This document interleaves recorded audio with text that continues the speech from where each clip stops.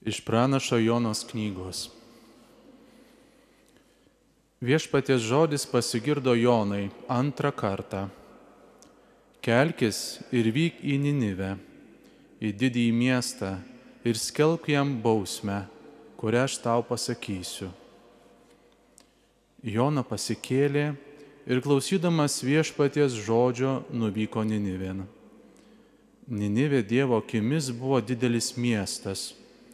Jona pradėjo apeiti tą miestą vienos dienos kelionę ir šaukė: dar 40 dienų ir Ninivė bus sunaikinta. Ninivės gyventojai įtikėjo Dievu, paskelbė pasniką ir apsivilko atgailos drabužiais, didis ir mažas.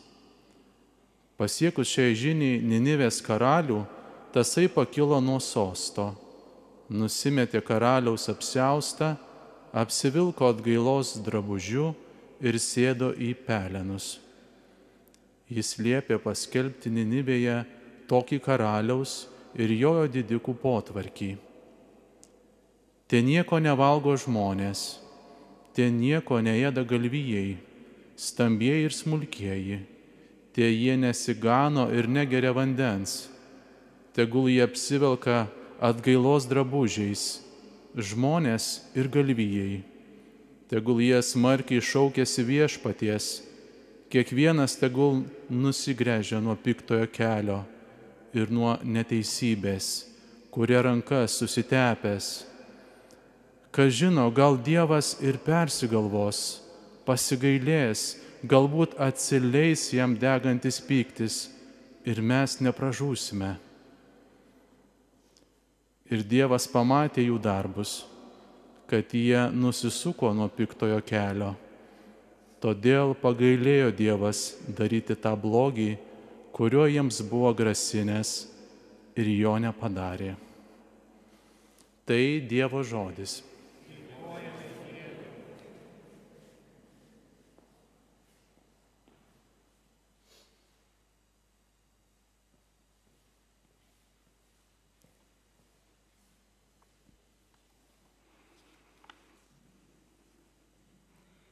Graudžios nuolankios širdies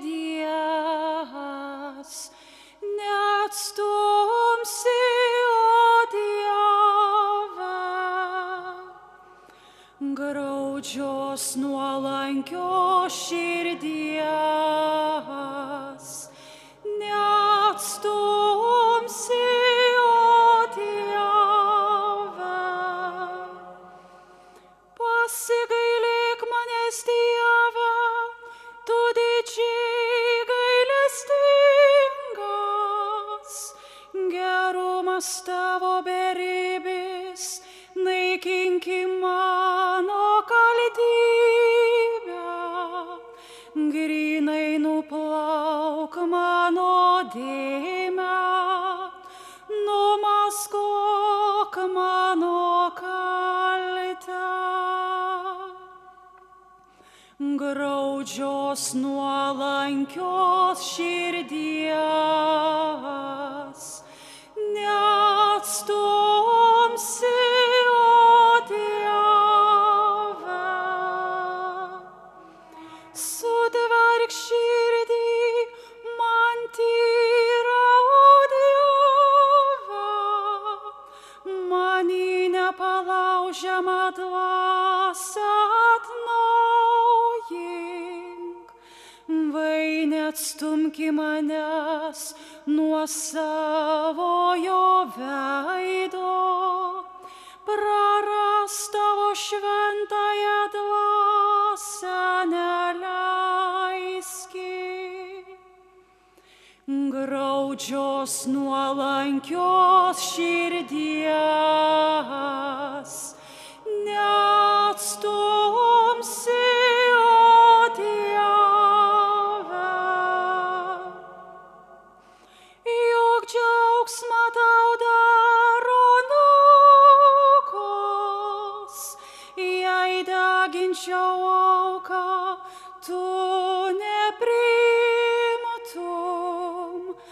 Manoji Dieve auka, tai širdį sugrūdus, graudžios nuolankios širdies tu neatstumsi.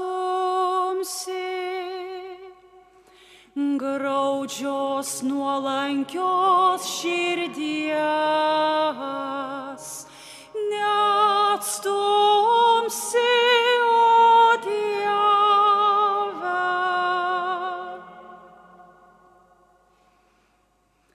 Garbė tau, Kristau, amžinasis žodį. Garbė tau, Kristau, amžinasis žodį. Iš viso širdies į mane atsiverskite, sako Viešpats, nes aš maloningas ir gailestingas, nes aš maloningas ir gailestingas,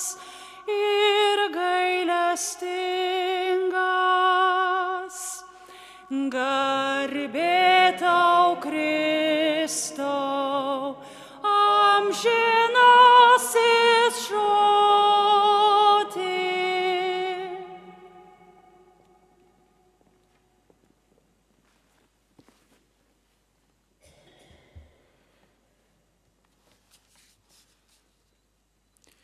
Viešpats su jumis. Iš Šventosios Evangelijos pagal Luką. Garbė tau, Viešpatie.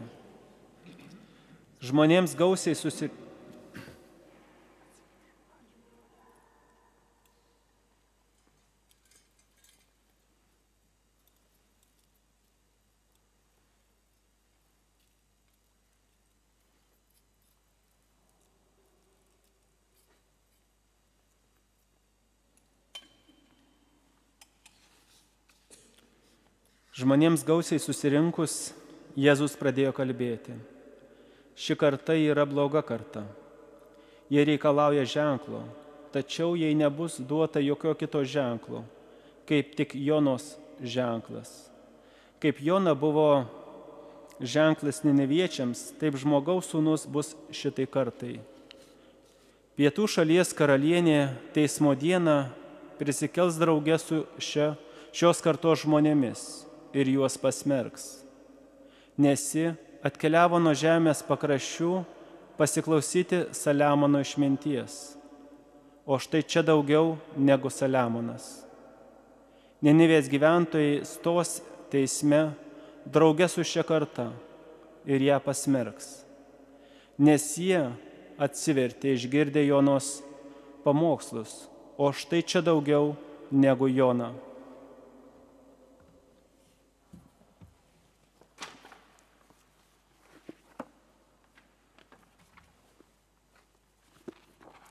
Tai Viešpaties žodis.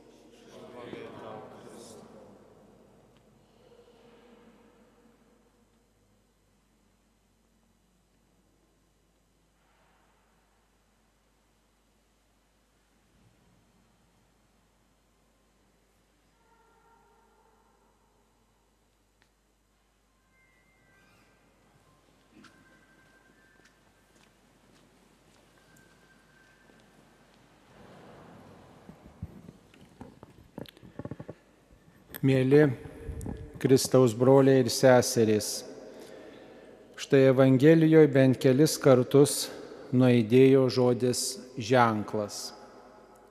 Mes gyvenime sutinkam įvairiausių ženklų, patys žinomiausi mums yra kelio ženklai. Ir savotiškai kelio ženklai gali padėti suprasti, kas yra ženklas žmogaus gyvenime. Paprastai kelio ženklas nurodo į tikrovę, kuri netrukus bus. Ar tai posūkis, ar pagrindinis kelias, ar kokia kliūtis. Įspėja, draudžia, primena kelio ženklai ir jeigu jų nepaisysi, tikrai važiuosi kaip važiavęs arba pasielgsi priešingai, negu kad ženklas nurodo, tai tikrai gali būti avarija. Visi tą puikiai žinom. Ir jeigu pamatėm ženklą, tai ne tik tai jo paisom dėl to, kad gali policija nubausti ir tikrai gali finansiškai skausmingai atsiliepti, bet ir taip pat, kad nepadarytume avarijos, kad nesužeistume kito žmogaus, nesusižeistume patys, kad nesugadintume automobilio. Kokiegi ženklai yra mūsų tikėjime? Mūsų tikėjimo kelioniai taip pat lydi įvairiausi ženklai, kurie primena mums apie Dievą, kurie primena mums apie artimą, kurie primena apie mūsų pačių trapumą.